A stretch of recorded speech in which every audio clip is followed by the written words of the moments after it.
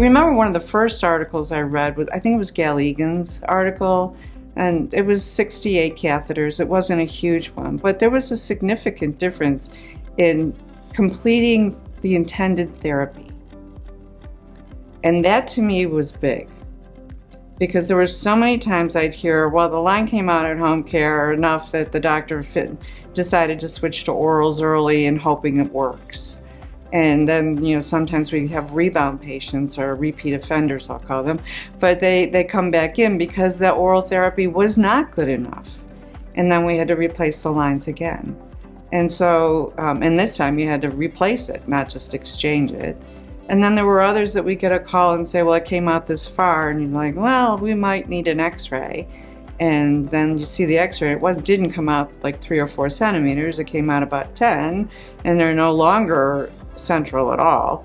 And is it that subclavian vein good enough to finish 5 more days of that antibiotic? We have to weigh all this stuff out. And I had that one patient come in that we were like, every IV came out. She claimed her body was rejecting it, but every IV came out. They lasted maybe up 30 minutes, maybe a day. She wound up going home with a PICC line my colleague put in her dominant arm, thinking that might help. And 2 weeks later, her body rejected it. So they admitted her again. She was going through one IV after another, and then they called me. And I asked for 2 days, and I got a couple samples from my rep.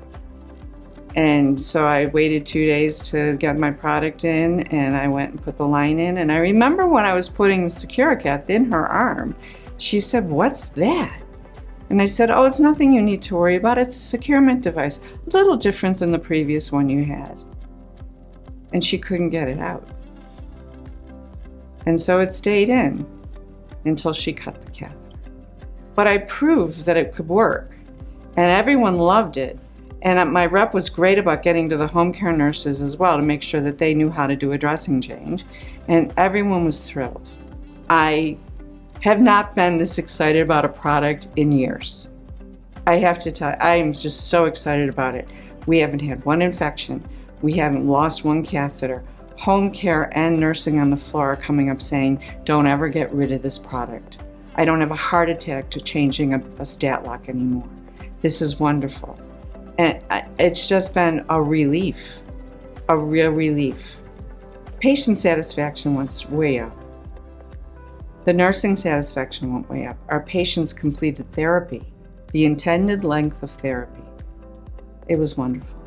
You can't just say this product is more expensive than this product, because the ultimate is the whole length of therapy. If you use this product, whatever that product might be, and you have migration of the catheter tip, do you have to exchange it? That's taking your time, the product, the patient's delay in therapy, more x-rays. Did we need all of that if you would just use this product? And that's what I kept trying to explain to management as well as the value analysis committee and purchasing. And in the end, everyone agreed. It just really decreased that. It's been remarkable. I'm just really so excited.